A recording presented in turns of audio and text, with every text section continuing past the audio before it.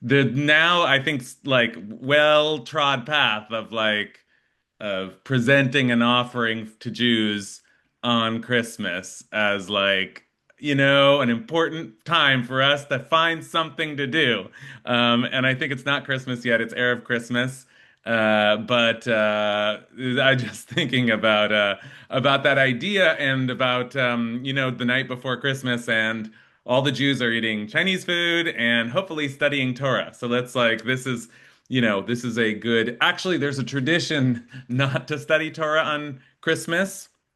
You know, Nittelnacht. Like this is a worthless day. We're not going to do anything. But that's an aggressive tradition. I prefer the we've got our own thing to do. We sing songs and we make a big deal about Hanukkah and we eat Chinese food with our fellow non-Christmas celebrants. And surely we learn Torah, right? It's the December 24th, and of course we did not cancel this class. No way, no how. Here we are, and we're going to learn some Torah. It's Parshat Vayigash, and boy, I have got some interesting stuff for you today. So let's get into gear, and we'll just say a blessing over our learning today. Baruch atah Adonai Eloheinu melech haolam asher kidshanu b'mitzvotav v'tzivanu la'asok b'divrei Torah. Thank God for allowing us to study Torah together all the time, even when the rest of the country's on vacation. Okay, so here's where we are. We are in really the belly of the beast when it comes to the question that we've been looking at all year or all cycle, which is the question of power in the book of Genesis. Where does power and power structures appear in the book of Genesis? And um, last week we looked at Joseph's ascent to power, and now with Joseph really the second in command in Egypt, we really find that it isn't just stories of encounters with power, but really now our heroes are right in the belly of the beast. They are right in the center of power in the region.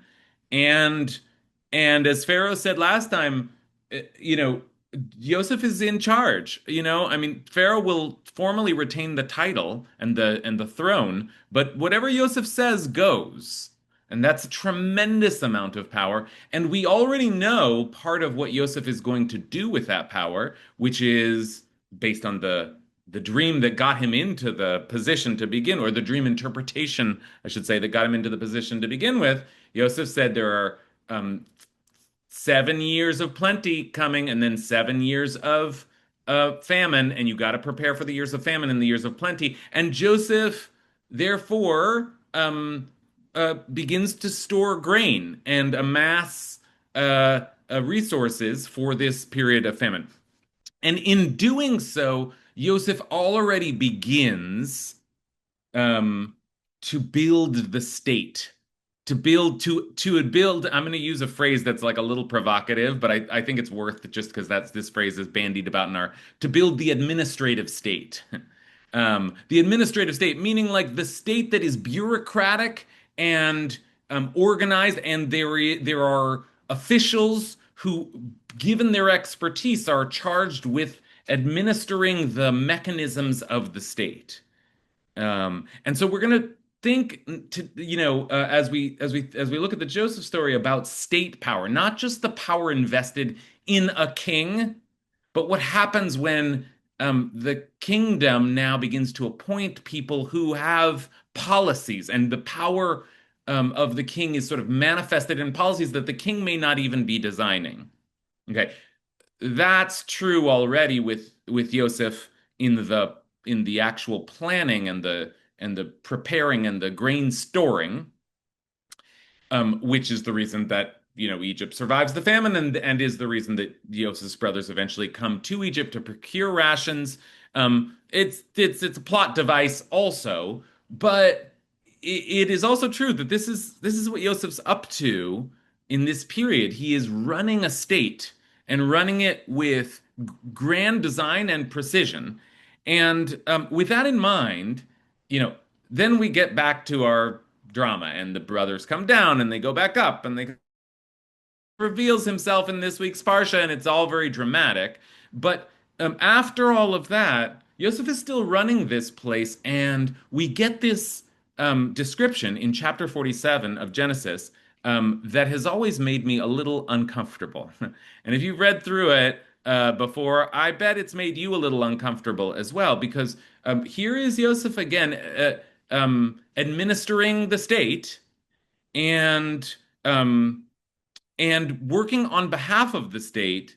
But as you'll soon see, the state is becoming so powerful that it is, and I'm using the state, both the state and the administrative state. I'm using those terms somewhat anachronistically, right? Because we are talking about a monarch, a kingdom, but it feels very much what Yosef is doing like a state. And an administrative state in particular, because he's been charged with running an efficient state and growing the the capacity of the state. And it's in chapter 47 of Genesis, the state begins to buy things up, to use the wealth that it has to negotiate on behalf of itself. Okay. And to buy up eventually, just to like half spoiler, all of the land of Egypt. And that's part of what is unnerving about this, because we know what's coming. We know what's happening in the book of Exodus. Pharaoh is going to be an absolute dictator, absolutely in control, and absolutely owning everything. Okay. And obviously also overseeing a system of slavery, of human bondage. Okay, so uh, to say the very least of it, Yosef seems to be laying the groundwork for potentially for the growth and power of the state in that direction. And as we'll see, as we take a look at it, it's more than just laying the groundwork. There are hints in here that Yosef has actually begun to implement the very system of slavery that we are going to be the victims of in the next book of the Torah. So let's take a look and try to make some sense of this, or to make some meaning of this passage that has always, as I said, always disturbed me. So here we are, we're in Genesis 47,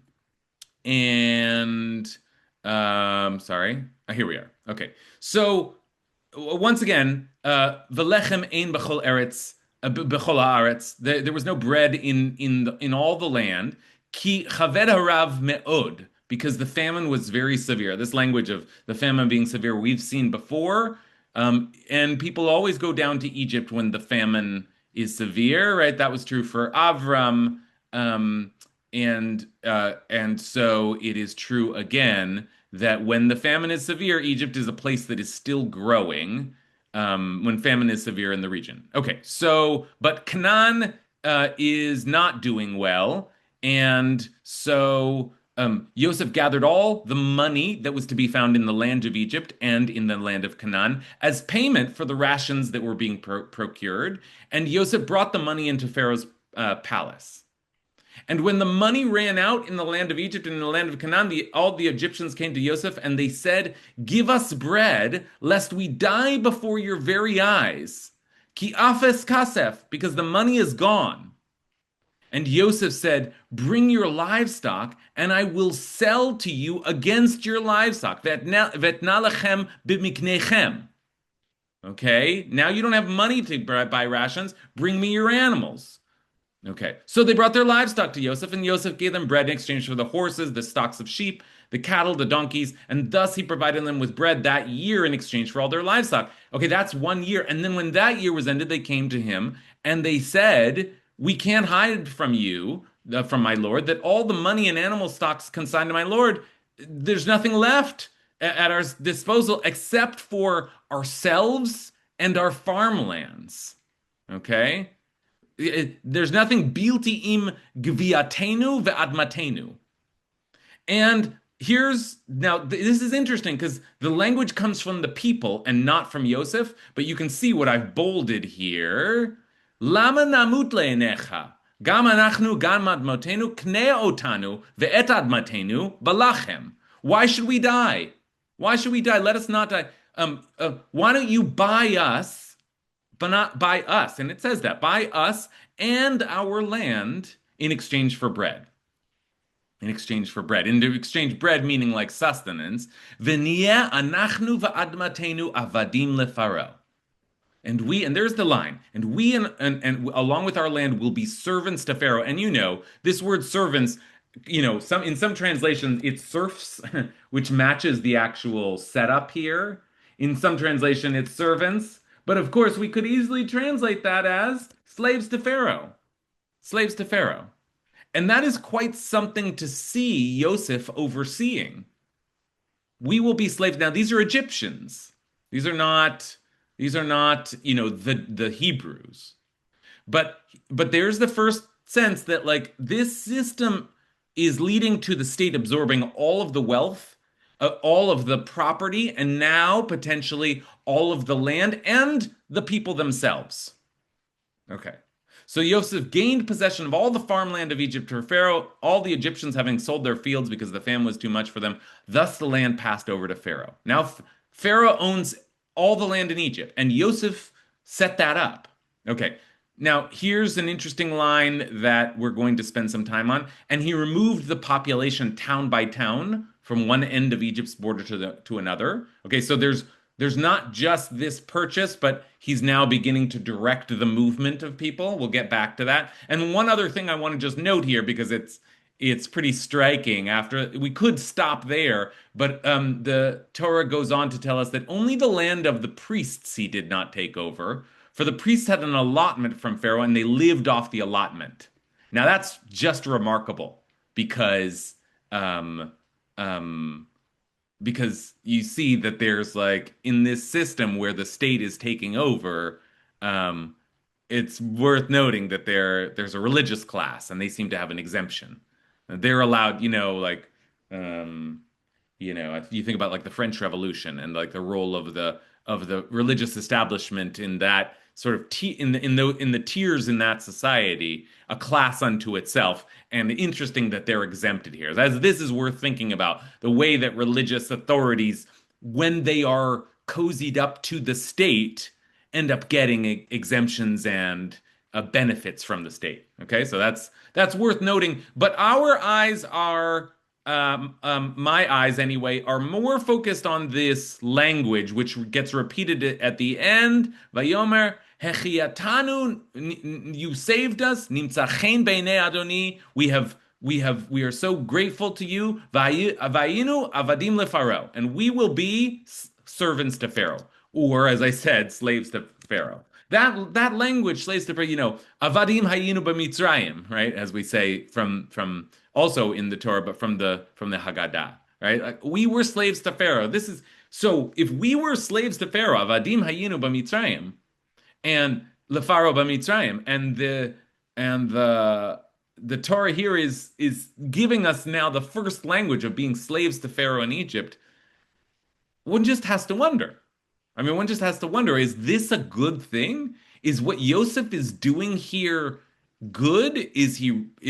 Are we to admire it? Or are we to worry that Yosef is helping the Pharaoh to become the Pharaoh that we know from Exodus, to become a dictator, an overseer over a regime of slavery?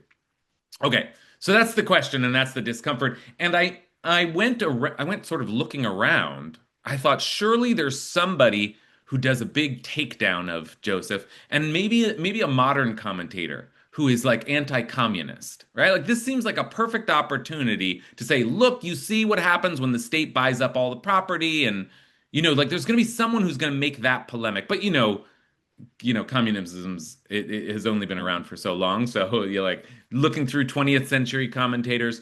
But I went back into the classical commentaries just to look forget about the politics, just a critique of Yosef laying the ground for slavery, for Pharaoh's power. Yosef, if nothing else, is building up the supreme power of the Pharaoh. I went looking for a critique of it, and I really didn't find it. I really didn't find it. Most of our commentators are focused on explaining the wisdom of Yosef's policies here. There is one commentary that is frequently cited by Nachmanides, who does some work to argue that Yosef didn't buy up the people because he's not going to be complicit in actual slavery. He didn't buy up the people, even though they asked him to. He didn't do it because here's Nachmanides, and it's just worth knowing if you ever think about this passage again. A classic response is Nachmanides, or the Ramban, we call him, Rabbi Moshe ben Nachman. When the people say, "Buy us in our land," now they said to him that he should also purchase their bodies as servants for Pharaoh. There's slavery. And in fact, he says later on, Hen kaniti etchem hayom ve'et admachem. He even said it. He said, "I bought you today and your land." Where does he say that? He says, uh, here, Yosef said to the people, "Where is this? They have acquired you and your land for Pharaoh." So it seems like it happened, but that's what Yosef said. But the truth is, the Torah says that Yosef bought the land, but not the bodies. Meaning, I'm just going to prove this to you in the text. They said, "Buy both us and our land in exchange for bread." But the next thing the Torah says is Yosef gained the possession of all the land, not them. So the Ramban wants to say, if you read the verses carefully, you will see that surely Yosef did not actually engage in the purchase of slaves. And people lean on the Ramban here to say, you see, Joseph did not intend for this to become an oppressive regime. He's just managing a crisis. Okay. But I wanted more than that. I was like, felt like there's something wrong here. There's something wrong. Somebody's got to say that there's something wrong. And I found one little clue. Nechama Leibovitz directed me in one of her Gilionot to one little clue in the commentary of the Rashbam. The Rashbam is Rabbi Shmuel ben Meir. He is the grandson of Rashi. So writing in France in the 1100s. Okay. And the Rashbam says something really interesting, almost like in passing. And the Rashbam brings us back to that line that I said we would come back to, where Yosef is not just buying up all the lands, but also moving people around. Let's go back to that line because that's an interesting line. Yosef then removed the population town by town from one end of Egypt's border to the other. Okay? Ve'etam he'viroto la'arim. He moved them around. Miktzeh gvul Mitzrayim va'ad ktzehu. Okay. Now, what's going on there? The Rashbam says he removed the population town by town, just as Sancherev did. Just as Sancherev did, as it says, and we'll go look at it in the second book of Kings, to a land like your land. Okay, we're going to go look at that. But the purpose behind this, why did Yosef do this? To prevent people from claiming ownership in the land after a sale. Okay. In other words, Joseph has already purchased up all the land in Egypt, but he doesn't want people to start selling land anyway because, like, within their little townships, they still have negotiations and deals and rules. They tend to rule over certain parcels of property. So Joseph is moving them around from place to place so that they don't feel a sense of ownership. Even though he has purchased it, he wants to remove all sense of ownership from them. Now, that's interesting, and I think picks up on this note of discomfort that I have in a couple of ways. First of all, we just compared Yosef to Sancherev. Sancherev is an enemy king. That's a little weird, okay? Just to make that comparison. And then we've given a reason for it, and the reason for it is Yosef wants to not just purchase the land for Pharaoh, but to remove people's sense of connection to land. And what is Joseph doing here? He is doing forced relocation. Okay. Now, I said the administrative state is a phrase that has some, cachet in our modern kind of conversation. So forced relocation is also a familiar policy of modern mega states. And, I'm not going to list, but we could think of examples of an administrative state that makes decisions about where people should work and moves them around, and sometimes even separates families in their decisions for the good of the state. Okay.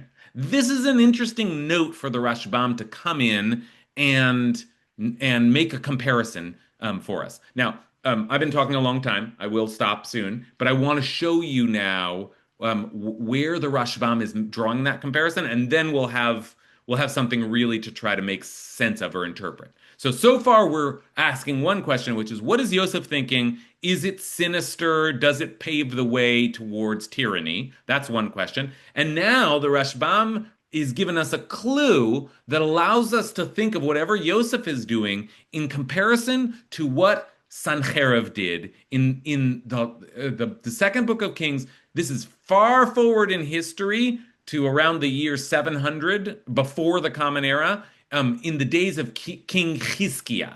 And Chizkiah was one of our good kings, one of our righteous kings, but one of the kings towards the end, before the conquest of Jerusalem. So let's take a look here, and in fact, it's Sancherib here that is attacking Jerusalem. So let's take a look at Sancherib and what comparison the Rashbam is making to what Yosef is up to in our parsha. Okay. And then I promise I will open this conversation up. Okay, this is not a book that we're always in. This is like, you may need a refresher here. What's going on in the second book of Kings? So in the 14th year of King Chizkiah, King Sancherib of Assyria, northern kingdom, marched against all of the fortified towns of Judah and seized them.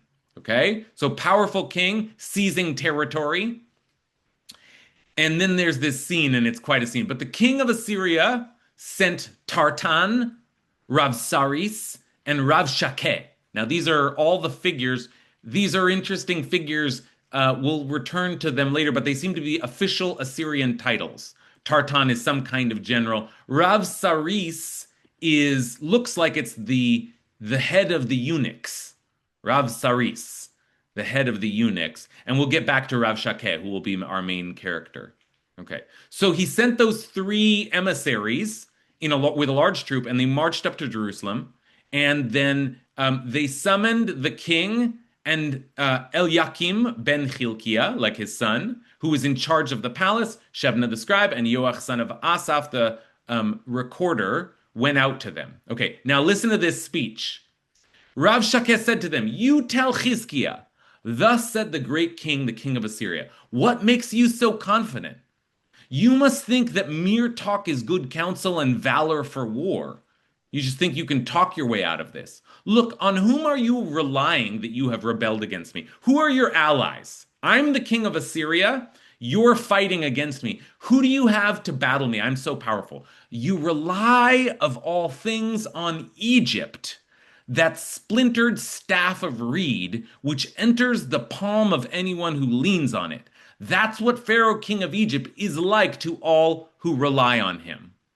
Now that's fascinating because there's some historical context here, which is that though we left Egypt and we were told never to go back to Egypt, nevertheless, the kings of Israel again and again turned to Egypt for alliance and support, and often the purchase of goods from Egypt, sometimes in defiance of what the Torah says. So there's this ongoing relationship with Egypt, and notably, it continues to be the place where you go to get resources. Just like it is in Genesis, it continues to be. Even though the Torah says do not rely on Egypt, at least for horses, nevertheless, we continue to rely on Egypt. And there's an alliance here that Sancherib is referring to. And Sancherib, of all people, is saying, Don't rely on Egypt. Don't rely on Egypt because Egypt is a flimsy, it will break under you. Okay, now let me just give you the second, more outrageous part of Sancheriv's speech, and then I'll let you make some sense of it. So Sancheriv says, don't rely on Egypt. And then he says, do you think that I marched against this land to destroy it without God? It was God who told me go up to that land and destroy it. You think God is on your side? God is on my side. Eliakim, some okay. So then there's like a little interchange where they. This is kind of fascinating. They tell him, "Will you just speak in Aramaic so that the rest of the people don't understand?" Because the Rav Shakeh, the speaker, knows Judean and is speaking in the language of the people, and the officials don't want them to know.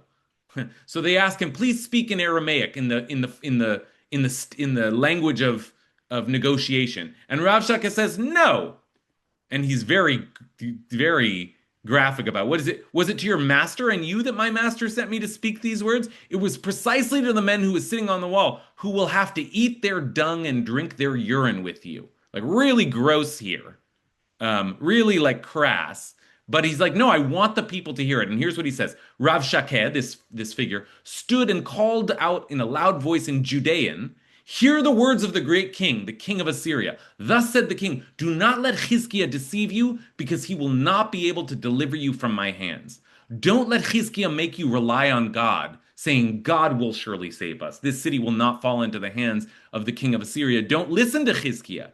For thus says the king of Assyria, make your peace with me and come out to me, so that you may all eat from your vines and your fig trees and drink water from your cisterns, until I come out and take you away to a land like your own, a land of grain and vineyards, of bread and wine, of olive oil and honey, so that you may live and not die. Don't listen to Chizkiah, who misleads you by saying, God will save us.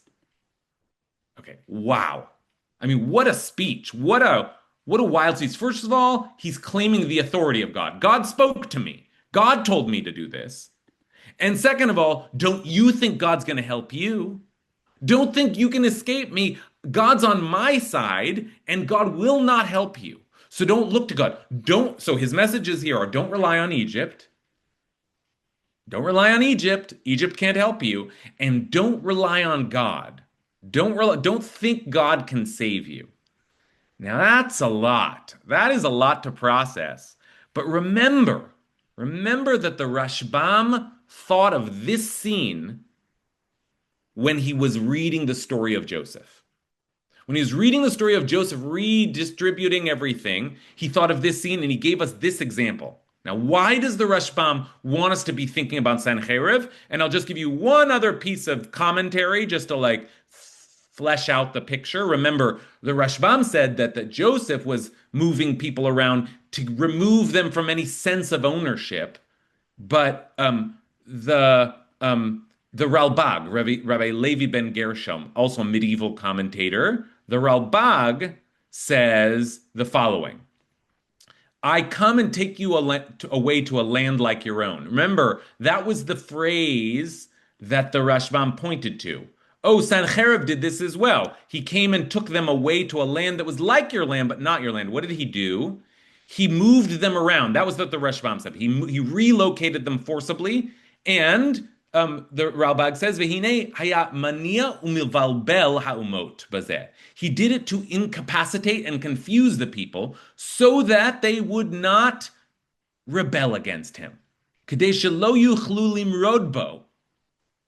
Why do you move people around in a population? To break up all of their social ties, to break down communities, to rip apart families so that people don't have any alliances. And the Ralbag basically says this. Through this, he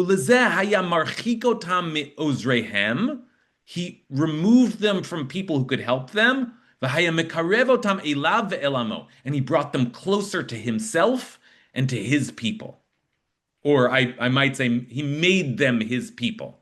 Right? He brought them away from each other and closer to himself. Okay, now I've been talking for half the class, and you have all the kind of the architecture in place to really start thinking, what does this story have to tell us about Joseph's story? Well, what do we think? What do you think about the Joseph as administrator of this immense bureaucratic and increasingly a powerful state? Now that we've compared Joseph to one of our all-time enemies, the king of Assyria, Sennacherib. Let's start with Susan Worset. Um, Joe, I have a question sort of going back. Joseph thinks of himself as a representative of God, just like this other person does. We know that. He's doing what God wants him to do. So our question is, from my modern sensibility, it seems what Joseph did was bad. But what other choice do you think that Joseph could have handled the situation differently that would meet our requirements? Yeah, that's a very good question, and I want to take it in two directions at once. In other words, as you start to say, Joseph also spoke on behalf of God. Um, One direction is to say, yeah, Joseph did do that, and maybe that's dangerous. Maybe it's dangerous when someone has divine authority and then begins to use it to take control of a state. And then maybe that's always a little dangerous. We should be worried here in this talk about God, which on the one hand invokes God here in the Book of Kings, but also seems to be um, using God for, brutality. So that's one direction to take this. But you wisely said and correctly said,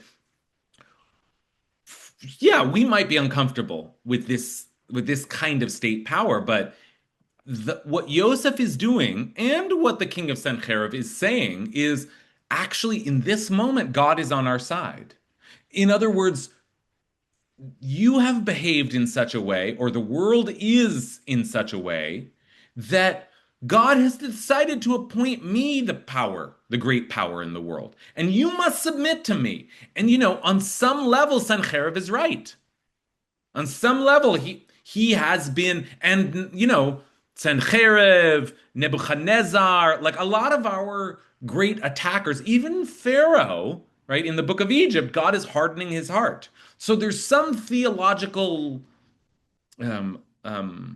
logic to what you're suggesting, that we have to worry that sometimes God decides to empower a state or a state representative, and those are scary moments, but it may be that Joseph has that power in our parsha, and it may be and there's something frightening about that, and then it may be that years later Sennacherib has that power, and it's even more frightening because then it's directly leveled against us. So that's interesting. Hal. Uh, so this is from a different perspective. I know there's sort of scholarship or theories about ancient societies and that labels them as hydraulic societies. In other words, for the purposes of constructing irrigation in these arid regions, power gets incredibly centralized very early on. I don't know enough about the means of production in this place in this time, but Egypt is one of these places, Babylonia, and uh, yeah, and so if Joseph is sort of like the Connecticut Yankee in King Pharaoh's court or something, and he's modernizing production and rationalizing things, this doesn't have much to do with God, but it does have to do with agriculture. So, yeah. Yeah, that's very good. Wait, I'll let you go, Kathy, but let me just process that a little bit because I'm very appreciative for your perspective, Hal, because I'm very dumb when it comes to just like history and like just the sociological features of the context here. But so I appreciate your helping me out here, and I want to say that your descriptions of the hydraulic state as one version of the administrative state, and we could think about Babylon and these other societies that were really beginning to create plumbing or economic systems that allowed masses of people to coordinate with one another and therefore made reliance upon the state, sort of a necessity. And eventually we come to think of Rome in the same way. Rome, the great conqueror, but on the other hand, the builder of aqueducts and the establisher of laws. In other words, and that's why I so appreciate your comments, Hal, because I've said this a couple times.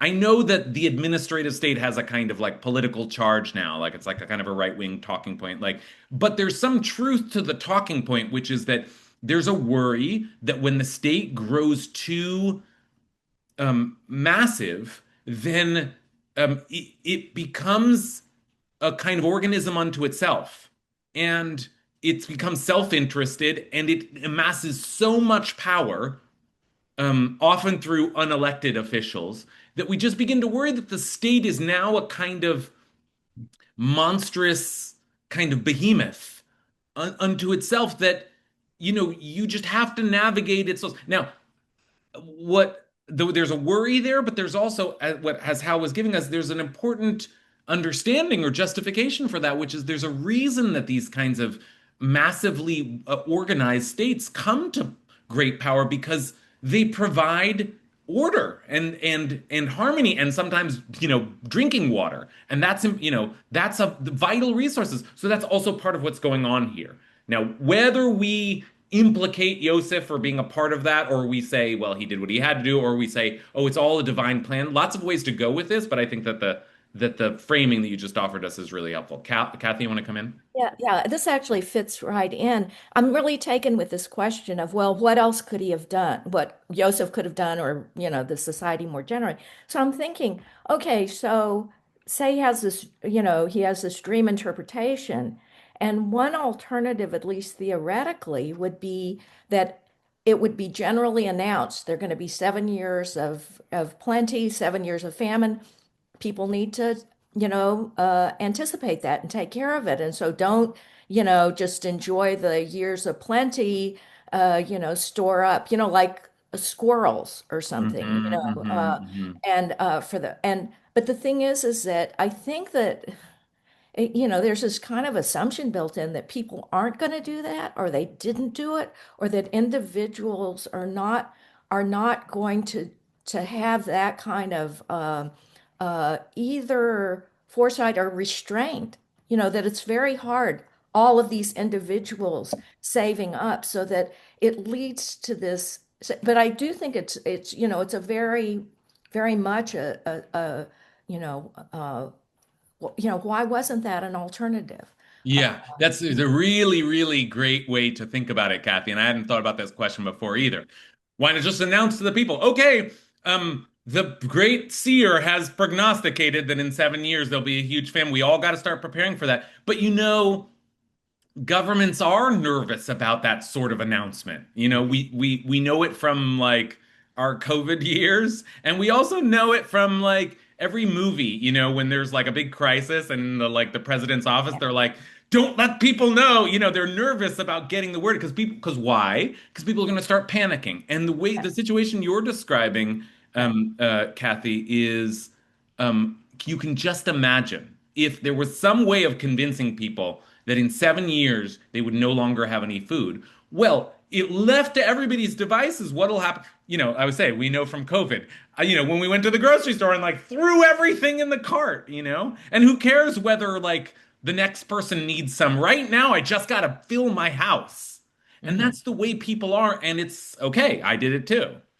But that's part of why. And here, this is interesting, like Hal and Kathy, our favorite power couple, are giving us like, both sort of explanations, justifications for why we might actually need state authority to come in. And in fact, in a time of crisis, I know I would much prefer to have some steady hand overseeing a government distribution program.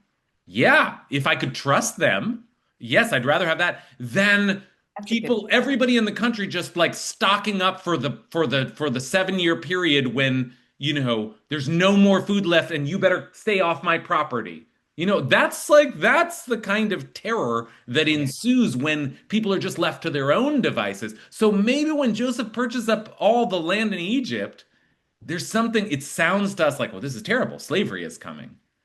But maybe there's something actually really necessary about that in a time of global or at least regional famine. Mhm. Okay, so it's like these are real choices. These are not just like evil, this kind of government bad, this kind of government good. These are real difficult choices that governments make or that societies make in times of crisis. All right, Norman. Thank you.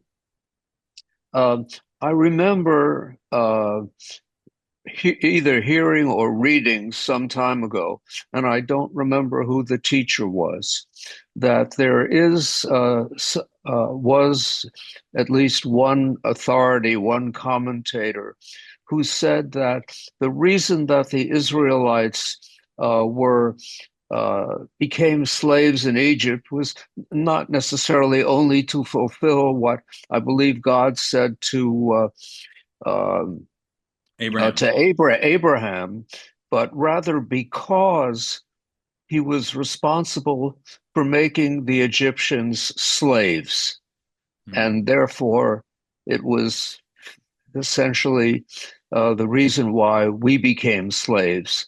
And I was Mhm. wondering whether that's a common uh, approach to this or something that's a very small minority opinion. Yeah, I mean, I would like to. I think I came up short in looking for,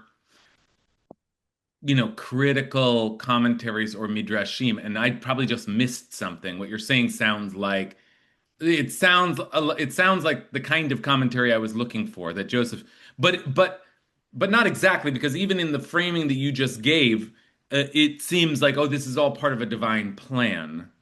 And Yosef is just like laying the groundwork for something that eventually has to happen in order to fulfill the words that God spoke to Avram. Now, that kind of commentary I am very familiar with. Nachmanides gives that commentary when it comes to, for example, Yosef's brothers bowing down to him. Like everything had to happen in order to fulfill some kind of Joseph's dreams. And then before that, yes, Avram's prophecy. So that idea, and in fact, Yosef himself speaks that way. This was all part of the divine plan. He says that to his brothers in um, in next week's parsha. He says it in this week's parsha and in next week's parsha. So there's that strain that this is all necessary in order to create the circumstances in which the divine plan can be realized.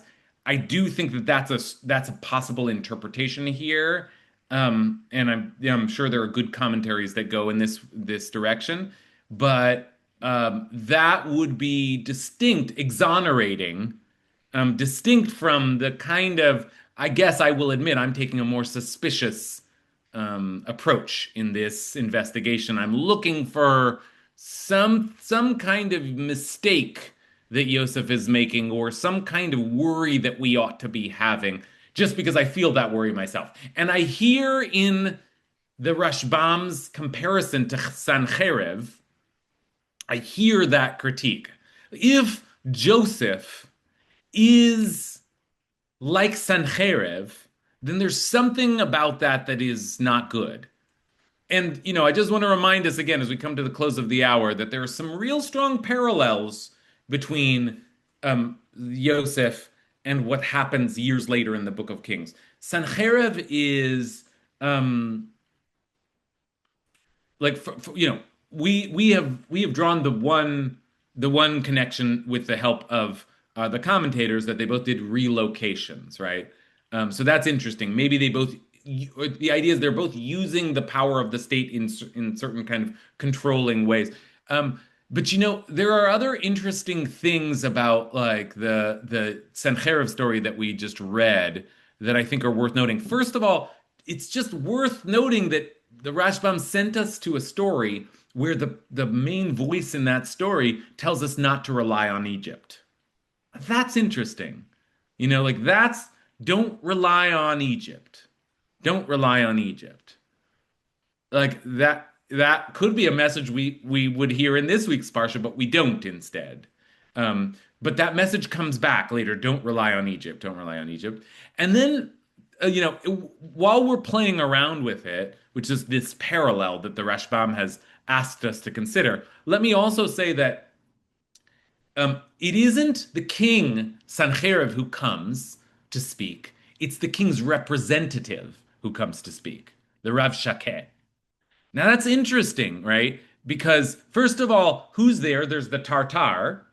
The is that his name? I think I think I'm saying it wrong because it's not Tartan. I'm thinking of the Tartar, but Tartan, who is like the captain. Then there's the Rav Saris, the head of the eunuchs.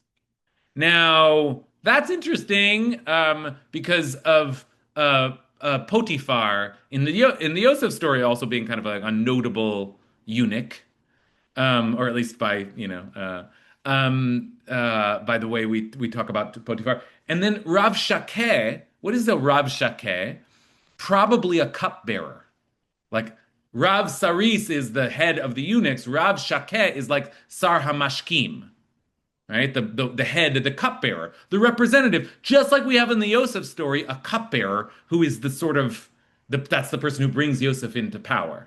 So I don't like there's certain kind of parallels in the structure of the court where it's not Sancheiriv but his representatives who come and talk, and the Rav Shakeh who talks speaks on behalf of the king, but seems to like have the kind of supreme authority himself. The way he talks is like, "How dare you?" and "You people are eating dung and drinking urine." Like just really like this cupbearer, this servant of the king, suddenly speaks like he is the ultimate authority in the world. And I want to show you a really interesting commentary that Rashi gives here. Rashi says that we notice that the Rav Shakeh keeps talking about God, right? Oh, sorry, I don't mean to dizzy you here. Yeah, it keeps talking about God. Do you think that it was that I've marched against this land to destroy it without God? It was God who, and he uses the word like that we use for God, Hashem. It was God who told me go up to the land and destroy it. Okay, so Rashi says from this, Yesh lilmod mikan, that the Rav Shakeh Yisrael Mumar Haya. The Rav Shakeh was actually a Jew who had rebelled because he admits that God is a God, but he still wanted to worship idols. That's fascinating, right? Just because he talks about God so much, right? Like we noted this earlier. I forget who it was, but it was in Susan's box. We noted this earlier that there's something about this invocation of God that is so strong in the Rav Shakeh story. Anyway, Rashi assumes there's no way someone would talk about Hashem that much unless he were a Jew, which is such a fascinating move to make the Rav Shakeh a representative of the king of Syria, but he was a Jew who had kind of defected. Now, let's go back and think about Yosef. Not exactly the same story, because it's not like he defected because he wanted to worship idolatry, but he is Egyptian now. And he is in the power structure of Egypt, and he is a representative of Egypt. So I just want to like draw all of those parallels for you between the two stories because it seems like a wild thing for the Rashbam to say, oh, Joseph's acting like an evil king. But once we start to see the scene itself, there's a lot of tropes of Joseph in there. So that's just like I think just worth noting and thinking of. All right, let's turn back to folks who have had their hands up. Dina. So just getting back to, whether Yosef actually enslaved the people. Yes, definitely, slavery is abhorrent to us, but slavery was a fact of life in the ancient world. And I mean, and you can sort of see that in the language, how quickly the people were willing to be enslaved. So And in fact, this is pre-Torah, and Torah doesn't even ban slavery. I mean, they put Right. guardrails around it, but slavery is not banned. So to think that Yosef did enslave them, to me is not a hard thing to swallow. It was, it was very pervasive, and it was a fact of life. Okay, that this is a very important point, and strong and important point that Dina is making, reminding us that it's very easy to get carried away with our, Modern revulsion. sensibilities. Yeah, like we are horrified by slavery, especially I must say, in a country that like, was founded with, slavery as an institution. Like it's very the horrors of this particular system are so alive in our consciousness that we go back and we look at slavery in the ancient world and we're like, evil, oh my gosh, evil everywhere. But actually, first of all, it was just it might have been evil, but it was standard and widespread. And that is why we're like a little confused about the terms of is it servant or slave or serf? The Torah allows for slavery, but says, but don't beat your slave. Is that good? Is that bad? Like we find it very confusing because it's an entirely different social structure. And we tend to view it through the prism of our own. But that's an important reminder. But I also feel that Dina's reminder then refocuses us on the question, well, what is it about Yosef, this scene that makes us uncomfortable, or made the Rashbam uncomfortable enough that he said this was this policy of relocation is like another policy of relocation that we are uncomfortable with. My point is, there's something else going on here that may be of greater concern to the Torah than the pure question of whether slavery is being licensed or not. It's the bigger question of whether the state can become a representative for God on earth. And that's really dangerous because slavery is one of the things that a state can do when the state is a divine ultimate authority. But the point is, the state can do whatever it wants when it is. And by the time we get to the book of Exodus, Pharaoh will be like a god. Like the head of the state will have not just owned things, but will become a kind of supreme figure of power. And that's what we're contending with here and worried about. And that may be what Yosef is helping to facilitate is the rise. I'm framed it like he builds the rise of the administrative state, but maybe it's Yosef um that paves the way for the rise of the Pharaoh that we know. Now, the Pharaoh's all over Genesis, but maybe it's Yosef that turns the Pharaoh from just the king of Egypt to some kind of supreme authority, some kind of supreme, almost godlike authority. Okay, so that's also part of what we're worried about here. Let's hear from Deb. Hi, so I think it's kind of interesting that it seems to me that Joseph, although he dressed like an Egyptian, didn't consider himself an Egyptian, Hmm. because if he was, he might have said, let's hold back more food for the Egyptians and not feed the entire rest of the world so that the Egyptians would have enough food and wouldn't go hungry towards the end when they ran out of food. Hmm. Hmm. Hmm. Yeah, I mean, it's interesting to think about a lot of the divisions here would eventually, you know, we're almost out of time, so we don't have time. But Deb reminds us there are lots of categories here that we've sort of glazed over. I noted one of them. There's the priestly class and the way they're treated with special privilege. It's also true that Joseph's family is treated with special privilege, and that's a factor here too. He gives them the best land in the country, so start thinking about the problems with a massive bureaucratic state is, protexia, privileges, handing out of favors. That's interesting. So then also we saw that there was a distinction made between the money of Egypt and the money of Canaan and the different relationships between the subjects of the king in Egypt and then the people from Canaan who come to Egypt. And then you're right, yeah, like just to think about like Egyptians and other populations within Egypt there's more to be done there. Yeah, thanks. All right, one last comment from Rena.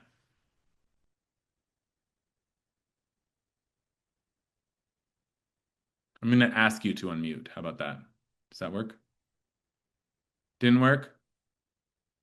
One more time. Oh, there you are. Oh, no. Nope, sorry to lose you. Okay. But nice to see you, Rena. Sorry to lose you. We are almost out of time. I will make one last connection for us, which for me was uh it was shouting at me because the primary connection that I've tried to establish for us, and I realize I'm pulling a story kind of out of the middle of Tanakh that a lot of us are not familiar with this, so it's a little hard to do the work of comparing the stories of Joseph on the one hand and Sencherib on the other. Okay, so that's we've done a first pass at that. Maybe these are stories we can continue to think about. But in the speech of the Rav Shakeh, he says something that I bolded earlier. Maybe you caught sight of that, but says something. He doesn't just say, don't rely on Egypt. He says, you rely of all things on Egypt, that splintered staff of reed, mishenet hakane haratzutz, which enters and punctures the palm of anyone who leans it. So it's a staff, but a flimsy staff. Now that I heard that and I thought, wait, I know that phrase. I know it from somewhere. And the place I know it from is from the book of Ezekiel, where we this is read as a haftarah, as the reading on the Shabbat, usually of Vayera. Once we're actually in the Exodus story. And it's a powerful, powerful haftarah because it's almost like a midrash. It's almost like it's a book of a prophet, but it's almost like he's riffing on the Egypt story. And he says, "O mortal, turn your face against Pharaoh, king of Egypt, and prophecy against him and all Egypt. Speak these words. Thus said the Lord God, I am going to deal with you, O Pharaoh, king of Egypt, mighty monster, sprawling in your channels, who said, my Nile is my own. I made it for myself. Ani asitini. I made it for myself. Right? I'm like a god.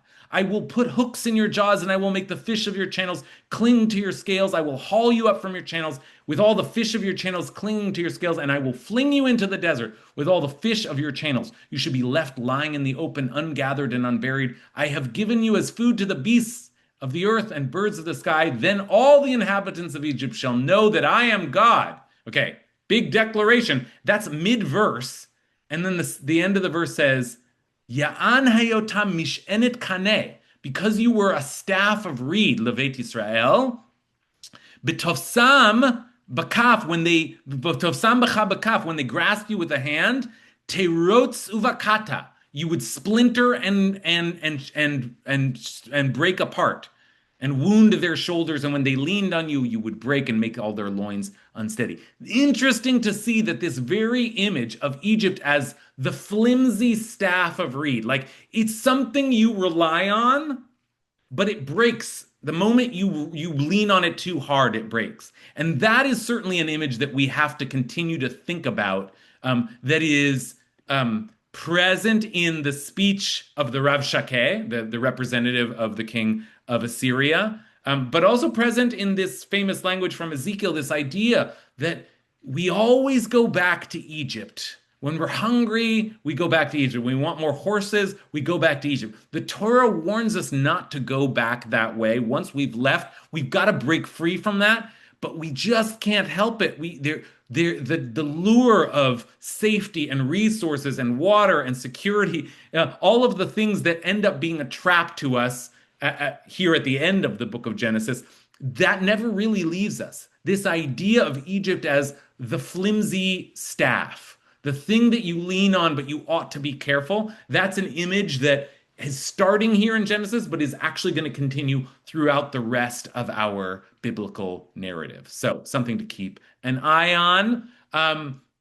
I wish you a merry Chinese food dinner tonight in our sacred tradition, and I will be back with you on another day on which we learn Torah. On New Year's Eve, I'll be with you on the 31st. So I'll see you next week. Thanks, everybody. Wishing you a good rest of your week and a Shabbat Shalom.